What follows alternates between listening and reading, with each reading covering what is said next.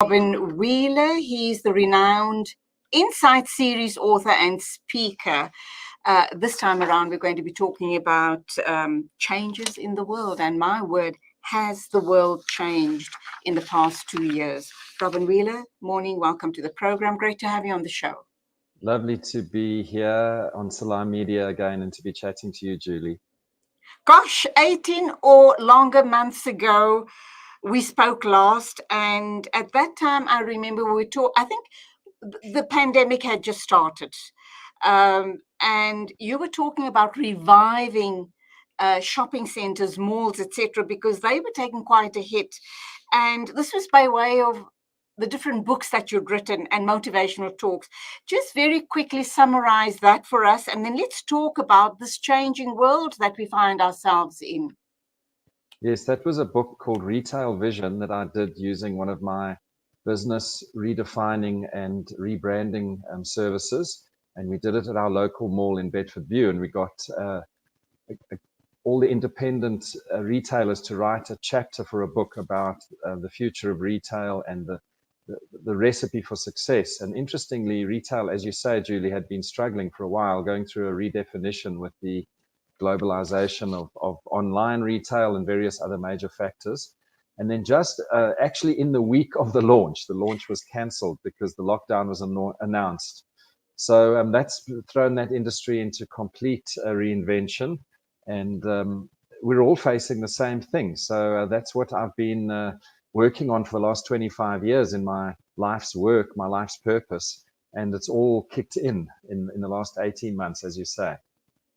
And your latest book is about being yourself for a living. Am I correct? Yeah, that's my brand. And there are 3 new books is that your out brand? in Insight. Okay. Yeah, that's Okay. my byline. So the new books there are 3 new books in the Insight series, and the first 6 have been reissued with chapters looking back. Okay, who should be reading these books? They're very much written for everybody. You know, they advise you in business not to cater for everybody. But in my case, I've definitely done that. I've written easy to read, accessible books that are designed for the modern lifestyle. So it's really a lot of ancient wisdom combined with the modern vernacular. Short chapters, easy to read, so they fit into your lifestyle, but they're really deep and profound. And anybody looking for purpose in life, inspiration, motivation, business tips, but it's not really a business, it's not a dry business approach. It's almost a sort of business mystic voice that I have. Okay, so Robin, we know that the pandemic happened. Our lives has come to an almost standstill. And then on top of all of that, we here in South Africa had suffered the insurrection, and that has done untold damage, absolutely untold damage. Where are we now? How do we survive in this changing world? Well, you know, I speak first from a personal point of view. I spent, as I said, I started in 96. I had this epiphany about where the world was heading. I'd studied psychology, so I knew myself and the human being, and I'd worked in the corporate environment, so I knew the world of work. And I had this realization of where we were heading, and I came to call it being yourself for a living. And then it was like everything went into a sort of limbo from around the year 2000 until 2020. There was this sense that the pressure was building up, but that we weren't really going anywhere. And we knew that we had to make changes, but we were paying lip service to them. And, you know, the corporate conferences were carrying on as usual, but trying to say new things, but not really changing behavior. And that was happening politically and socially and individually as well. So what I've found has happened is it's shifted. The last 18 months have shifted us. And, you know, you would think that with this being my life's work, that I would have leapt with joy and said, yes, this is what I've been working towards. But actually, I've been through as much as everybody else, if not more, because when you an expert in something, you tend to go through it more intensely. And just coming through this, I've realized that the old has to crumble, the old has to fall away, and that can be a very painful experience. And often it has to become worse before the new comes through and the true comes out from underneath, and the phoenix rises from the ashes. So that's where we're at now, in my view, is the phoenix is rising. You're hopeful for South Africa? taking into account we've had lots of issues around corruption. I just spoke to Ferial Haffiji before I spoke to you about the killing of a whistleblower, the brutal murder of a whistleblower. Yes. The corruption and everything else that's going on, not only in South Africa, but I think when you look around globally, there seems to be problems everywhere you look. Are you hopeful for South Africa, and why? Well, corruption really is the order of the day. It runs so deep. I don't think, unless you're really an expert into looking into these things, I don't think any of us really understand how deeply corruption actually typifies the structures of the old world that we're leaving behind. So in a way, that's all being brought to the fore.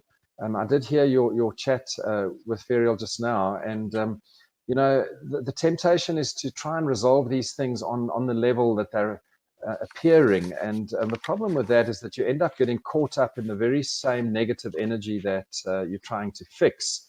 And then you end up saying the sorts of things that you guys said a few minutes ago, that hopefully this happens and hopefully that happens.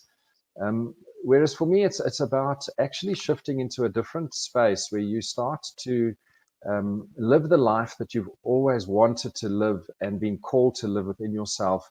Empower yourself as an individual by living your purpose, doing it humbly and simply, and just putting happiness and simplicity first, extending that then to your community. Those are the very fundamental values. So it becomes a spiritual thing, and it becomes a communal thing. And from there to build a new world that's based on the new values, the new consciousness actually that's been breaking through all this time. So I actually feel that South Africa has been ahead of the world in many global changes, and we've been forced to address transformation in so many different ways in the last 25, 30 years. That we actually are a global brand, and we're busy showing the way to people. So the difficulties that we all face, whether it's here or globally, are blessings in disguise, and it's what we all do as individuals that makes all the difference. So I'm very optimistic. For me, you need polarities. The polarity is the mechanism of evolution. So you need good and bad, black and white, night and day, opposites, perceived opposites. But actually, those opposites are collaborative, and they make for the progress. But underneath it all, it's all good. Robin, that's all we have time for, but I'm glad that we've saved you for last, because you've obviously given us a sense of hope, a sense of anything and everything can be achieved, and that we need to value ourselves, our communities, our families, and our country. So thank you indeed. I hope you've Thanks for enjoyed having being with us. Till the Super next to time, be then. here. Look forward, Go, Julie. go well. Bless you. You too. Thank you. That is Robin Wheeler, author and motivational speaker, talking about living your purpose and how to adapt in a changing world. 2:10 exactly. Thank you for being with me till Monday at the same time. Don't forget the protocols: mask up, sanitize, and social distance. And of course, be careful on the roads. As always, shukran for your company. And it is salamu alaikum and khuda hafiz from me, Julie Alli.